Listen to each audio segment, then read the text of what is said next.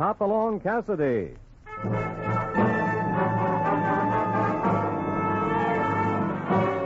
With action and suspense, out of the Old West comes the most famous hero of them all, Hopalong Cassidy, starring William Boyd.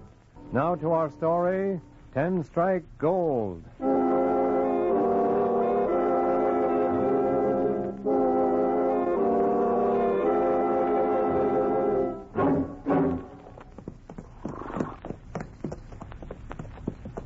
Dadgum, that's just how I figures it. What did you figure that way, California? Why, didn't I say, Hoppy? Nope, not a word. Funny, must have figured it myself. Must have. Well, I was thinking. Something's come over to Hopalong Cassidy. You don't say. Here we are, come all of 60 mile, nigh on to 10 Strike, and nary a bit of trouble do I have to haul you out of. Well, a man has to tend to his business sometime. If the Bar 20 ranch can buy a string of blooded horses we hears for sale at 10 Strike Isle. Well, it doesn't seem so peaceful now, California. Probably some fella just hunting himself a rabbit. California, you know nobody hunts rabbits with a Colt. Hold on there, boy. Ho. Maybe the poor fella don't own a rifle. Now, let's not get mixed up in nothing, Hoppy. Look down the arroyo, California. Pretty, ain't it? Awful dry, though. Along the road, you can see as well as I can. And dusty, too. The stagecoach and a road agent. So hold up. Let's go. Looks like he shot up the express messenger already. And the driver's giving him the strong box. Guess we better stop that right now. Steady, boy. Right with you, Hoppy. Looks like he's scaring off. That don't indicate he's so mighty scarable. Leastways, it don't bother his shooting hand none. He's had enough. He's running off. Hightailing it for the hills. Anyway, he's dropped the money box. Hold your fire, California. He's out of range now. Hey, driver, how's your partner? He's shot. Can't you see? Sure, we can see, but how bad is it? Not too bad, fellas. Just winged me in the arm. Hoppy, how about going after that confounded road agent? No chance with our tired horses, California. That fellow was riding a blooded roan, and our horses haven't had a handful of grain for 2 days. Doggone, I'd sure like to catch me a stagecoach robber, I would. Better move over, driver, so I can climb up there and look at your pal's wound. Who are you, stranger, to give me The orders? name's Cassidy. He's Hopalong Cassidy. Yeah?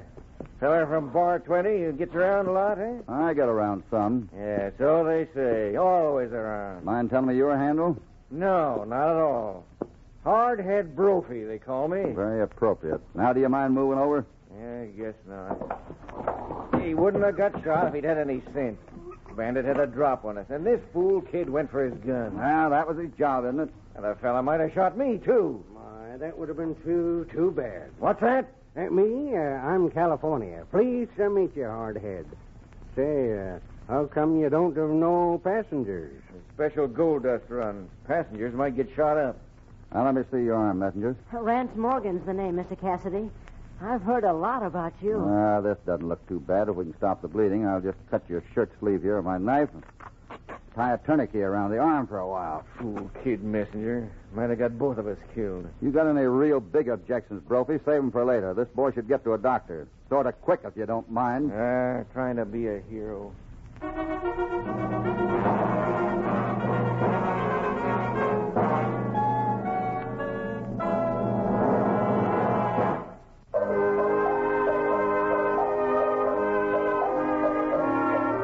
Hoppy and California have just interrupted a stagecoach holdup in time to prevent the theft of the strong box. But not before Rance Morgan, the express messenger, is shot. You know, Rance, it just doesn't seem trail-wise to try a fast draw when a road agent has a drop on you. That was the parson. Local bad man, huh? Plenty bad. He wears a preacher's frock coat, a black hat, and mask. And I intend to get him. Looks like you invited him to get you first. You're sort of young to be an express messenger, aren't you? I'm 20. That's old enough. I've got a special reason for doing this job. Oh? That sounded like revenge. My brother was a messenger, and my girl's father drove stage. The parson shot both of them. In the back.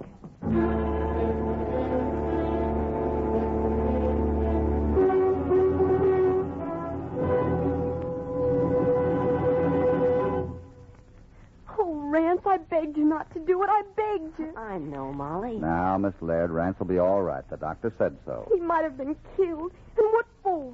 Why, a fella naturally wants revenge. What good does that do? Would it bring anybody back to life? No, ma'am, it sure wouldn't. But if he'd killed the parson, why... California. You know how I feel, Molly.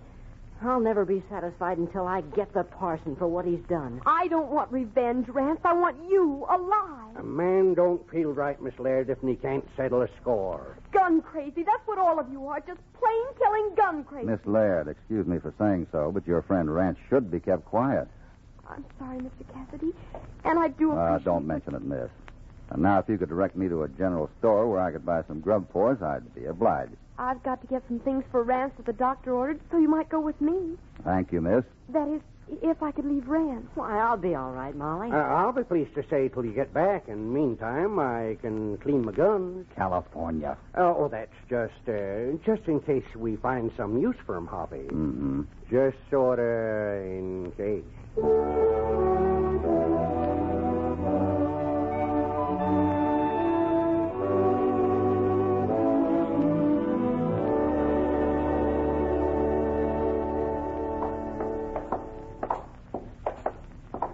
Mighty unfortunate introduction, Miss Laird, but you know we came to 10 Strike to do some business with you. With me, Mr. Cassidy? We heard down at the Bar 20 that you had a string of fine riding stock for sale. Oh, I do.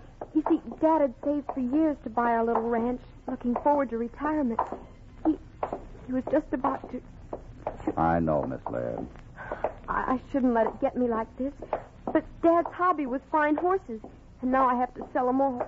Oh, if he knew Hopalong Cassidy was interested in his horses, he'd be real proud. Well, they'd get gentle care at the Bar 20. Could you come out to the ranch this afternoon to look them over? Oh, I think California and I'd be pleased to. Fine. Oh, this is Lou Gribble's general store. Well, do stores stay closed in the middle of the day on 10 Strike? Things have been awfully quiet since some of the mines closed down. I guess there's not enough trade for... Oh, there's Lou coming down the street. Well, I hope he's got the supplies I need. He's been so good to me since Dad was killed. Treats me like a daughter. I'm coming, Molly. Coming.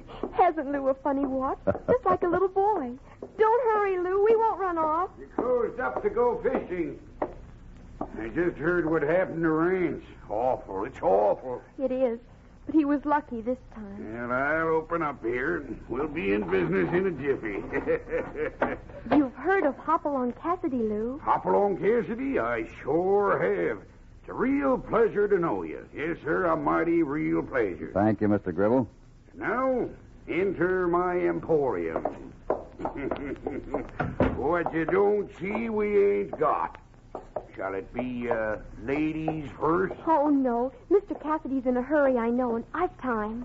Well, our wants are simple. Just a side of bacon, 10 pounds of flour, same of jerked beef, and a sack of oats for the horses. Yes, sir, Mr. Hopalong. Say, was it really the parson what robbed the stage? So they say.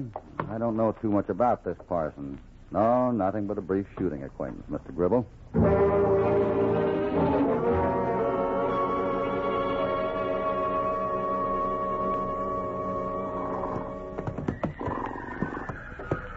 But Miss Laird sure is some fine stock in this here corral, Hoppy. Yeah, I'd say our late father was a pretty good judge of horse flesh. Too bad she doesn't take care of her stock, though. Oh, now, Hoppy, seeing she's a female, I think they'll look right smart. All curried, combed, and grain-fed. And... All except one, California. That big jumpy roan on the other side of the corral. Say, now, he do look like he's in a sweat. Think I'll just drop a loop around him and get acquainted. Think Miss Laird will see us from the house? Well, what about it? Aren't we inspecting her horses? Well, here goes. Smack dab around his neck. Yeah, boy. Nothing to be nervous about. He sure is a beauty. Take it easy now, old fella. Take it easy. You know what I'm thinking?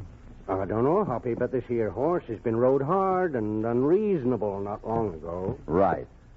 And turned loose without a rub-down. Suggest anything, California? Yeah. The parson was riding a big roan, wasn't he? With a white stocking on the all-fine leg. Just like this horse. Hoppy, you don't think the parson couldn't be... Molly Laird? Hardly California, not a lady road agent. But if her horse was used in the holdup... Now, let's not jump at conclusions. Might have been barred. Might be a different horse. We could find out sure easy enough up at her house. We might. And we might not, seeing that Miss Laird seems to have a caller. Why, that's that stage driver, Brophy.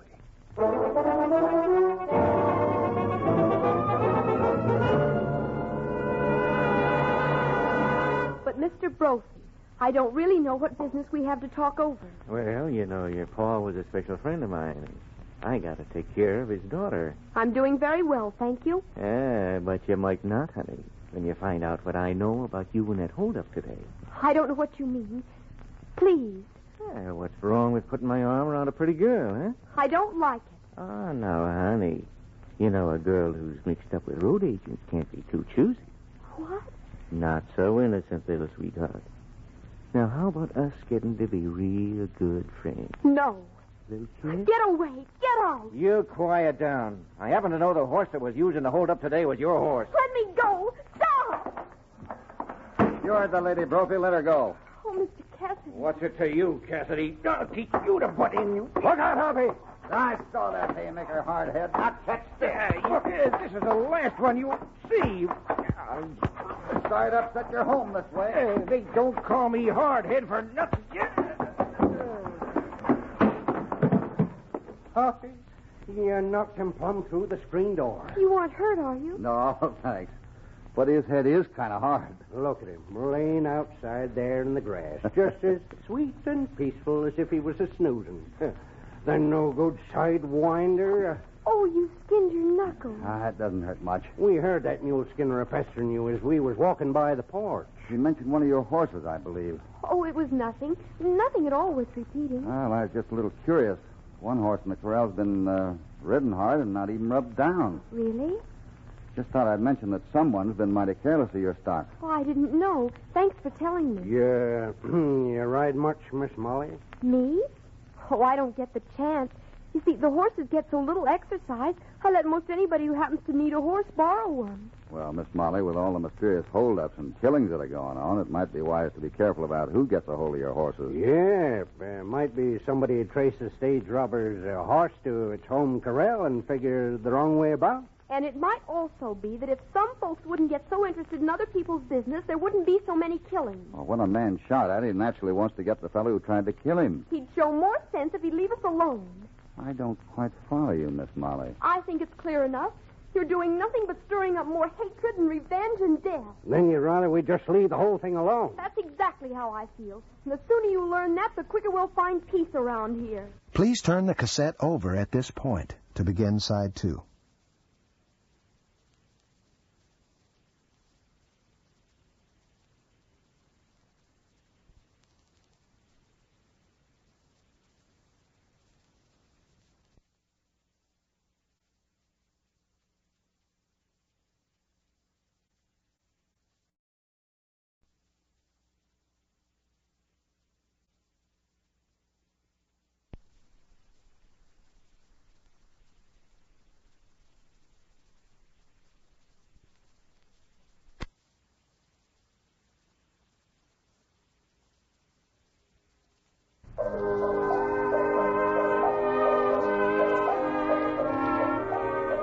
Despite the fact that Molly Laird flared up and demanded that the matter of the killings not be pursued, Hoppy still intends to transact his business deal with her. He is arranging with Mr. Bowers, the banker, to buy the herd of horses that roam Molly's range. Well, that signature seals the bargain, Mr. Bowers. Not as high a price as Molly Laird might have gotten, nor as low either. If I was in Hoppy's boots, I wouldn't be buying at all after the way she talked to us. You can take the horses any time that it's convenient, Mr. Cassidy. Now, I'm a busy man, so if you'll excuse me... Just a minute, Mr. Bowers. I'm a stranger in these parts. So I noticed. Observing man, ain't you? California. I was a little curious about that holdup I witnessed today. Were you? Yeah. Do you think this frock-coated masked road agent is a local man? How should I know? You might be interested, seeing as how 2 citizens' attend strike has been planted in Boot Hill because of his playful use of their backs as targets. How do you know it was the parson who shot them in the back? Well, that's what Rance's brother said when he was dying. Well, bandit though he is, until that time he had a fair and square reputation, as road agents go. He was known as a man of courage. Seems like I'm attacking the reputation of a favorite son of Ten Strike, California. Mayhap this here hold-up man's a sort of local hero. Yeah. You two are strangers here, and I'll give you credit for not knowing that we like to take care of our own troubles. So I see. This here's the second person to get sore when you criticize this parson fella. Now, is there anything else? I guess we can take a hint. Come on, California. Bald, the saddle, bird, sunfish, and mean, cantankerous, rambunctious, ornery cayuse as I ever saddled up to. Why, Hoppy, I'm so darn sore I'm speechless. Well, if you're speechless, California, I hope I never find you in a talkative mood. Why, that pigeon-toed rascal. Say, did you notice how he laid his ears back when you mentioned that bandit? Yeah, he is pigeon-toed, isn't he? Oh, say, here comes Rance Morgan, himself. Well, must be feeling pretty good to be up and around. Oh, I was afraid I might not see you before you left Ten Strike, Hoppy. Oh, I get a feeling we'll be around a short spell. Is that what got you up and around, Rance? Well, actually, no. The stage superintendent wanted me to come to the office for an emergency. You want to take care of that arm. Well, thanks to you, I didn't lose much blood, and as long as I carry it in a sling, it doesn't hurt too much. Your emergency doesn't include another holdup, does it? Well, we're afraid of one. You see, there's an extra-large shipment of gold dust that has to go out tomorrow. Special run, no passengers. Oh, you ain't in no condition to ride express messenger. No, and we're short-handed. But I can drive the team. Even Brophy's supposed to have a day off tomorrow. Expect he's going to have an off day, too. Huh? I don't follow you. We'll explain that later. Were you going to suggest something? Now, Hoppy, don't talk yourself into nothing. We get horses to drive back to the Bar 20. We already had a shooting scrape, a fight, and got the banker mad at us. We already... Well... Yes, California? We're interested. Dad-nabbit.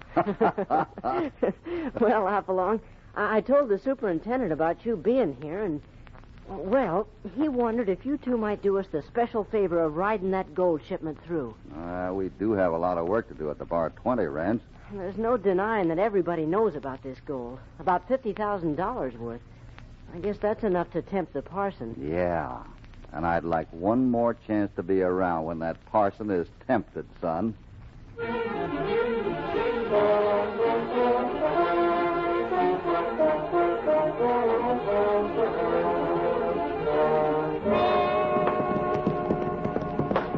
Get on there, boys. Rustle. Hoppy, how do you figure if this parson gets the drop on us? Well, if the road isn't blockaded, we'll try to find our way by him. Most of these fellows depend on surprise. We'll turn the tables. And if the road is blocked? Then I'll try to swing the stage around quickly to give us some protection. And, Rance, if the parson does jump us, leave things to California and me. Oh, sure, son. We're used to this sort of thing. Don't bother us a bit. Why, we'll give 'em back shot for shot. It's the parson. Hoppy, do something. But you're going to help me. You shot the gun out of his hand, Hoppy. Now he's ducked behind that bush. Maybe this will bring him out.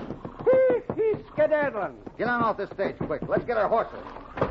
He'll get away. We can trail him, Rance. Well, I'm taking no chances.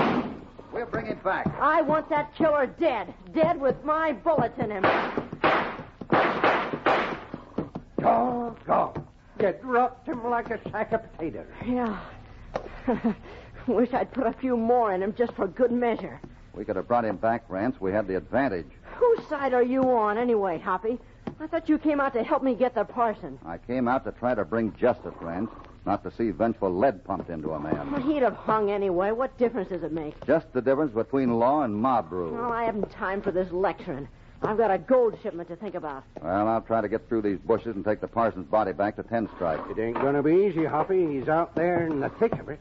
You ride along with Rance, California. I don't need anybody. Things are going to be safe around here now that I got the parson. Even if some folks don't think I should have. Get up there. I don't like to see you ride on alone, Rance. You tend to that dead skunk, and I'll tend to my gold. Wish I could wait to see who he is, but I haven't time now. He's sure in a powerful hurry, Hoppy. Yeah, and he's pulling a lot of gold. Well, let's get this over with. You cinched, Titan? Yep. Now, let's cut down through this gully. We're going to have to ride through that manzanita. Guess the parson's horse is plumb back to Ten Strike by now. Them bullets sure scared the poor critters. Can you see his body? Right through here, I think. What's that? Coming from down the road there. Where the stage is. Yeah, I knew there'd be trouble when I let that fool kid ride on alone. Come on. But,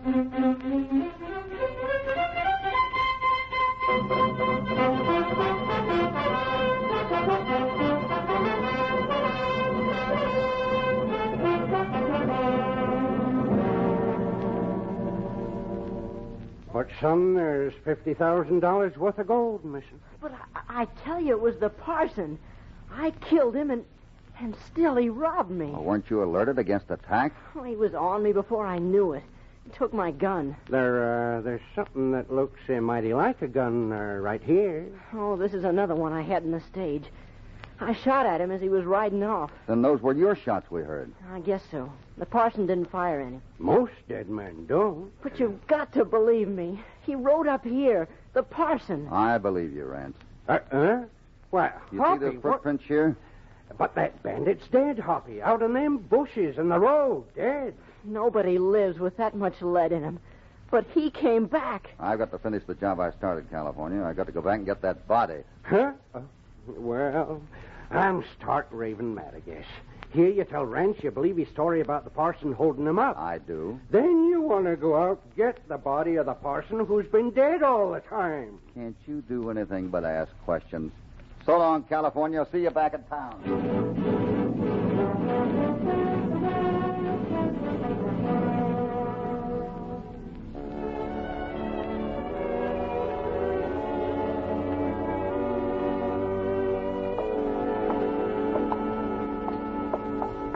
Hoppy, you sure are the most unconcerned man I ever did see. Why should I be concerned, California? Why, with the bandits being killed and bandits still running loose, and you asked me to take a walk to the bank. That's right. Just go into the bank and take a look. If things are the way I think they are, you know what to do. Sure, I know what to do, but that don't mean I like to do it. Now, looky here, Hoppy. What for did you take that road agent's body up to Laird's barn? Why, it seemed a convenient place to take it, California. Convenient. Would you mind telling me what you were aiming to do meanwhile? Oh, I thought I might drop into Lou Gribble's store here and get some beans. I forgot to buy them yesterday. Beans. Sightseeing in a bank. And at a time like this, why, you're the oddest fella I ever did see.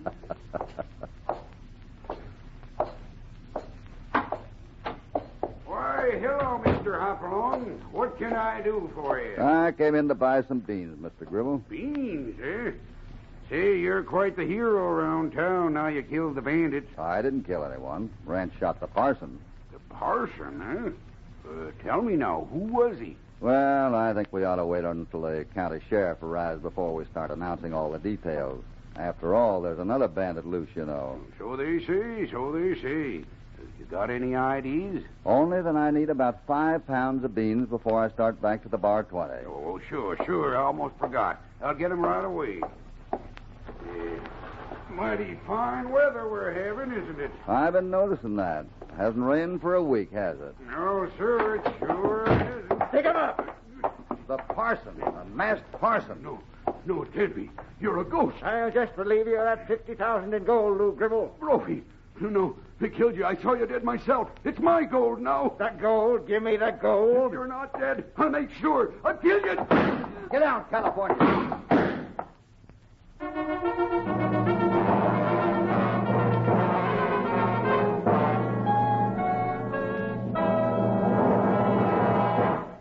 Are you sure you're all right, Mr. Cassidy?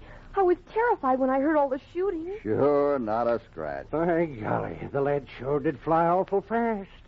If Hoppy hadn't been lightning fast in the draw, Gribble would have ventilated my carcass. You really did a convincing imitation of the parson, California. You had poor Lou Gribble pop-eyed, thinking that hard-head Brophy had come back to life. Then all along there were 2 parsons, because Brophy was driving the stage when that holdup occurred last week. That's just why Brophy didn't want Rance to shoot the other parson. He was too good an alibi. I'm sort of confused. What about this here holdup today? It was Brophy's body out there in the bushes? Yeah, when I returned, I found it turned over and unmasked. There were footprints all around it, matching the footprints in the road by Rance's stagecoach. Doggone. Even though Lou Gribble was hightailing it with the gold, he couldn't resist stopping to see who the other parson was. But how did footprints tell you that the bandit was Gribble? They were pigeon-toed prints, Miss Molly. And there are very few pigeon-toed men. Only 2 in this town. Yep, Lou Gribble and the banker, Mr. Bowers. Hoppy figured that the one with the muddy boots would be the bandit. I took a look at the bankers, and they was shiny.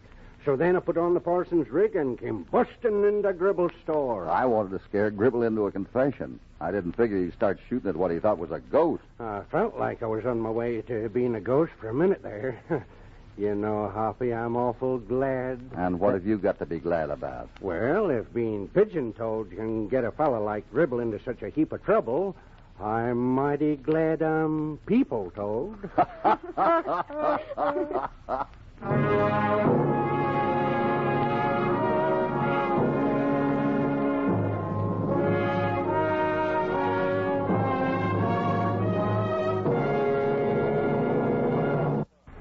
Goodbye for now from Hopalong in California. And here's a special invitation to join them next time they ride out from the Bar 20 when, as usual, I've a hunch they'll get into plenty of action that spells trouble.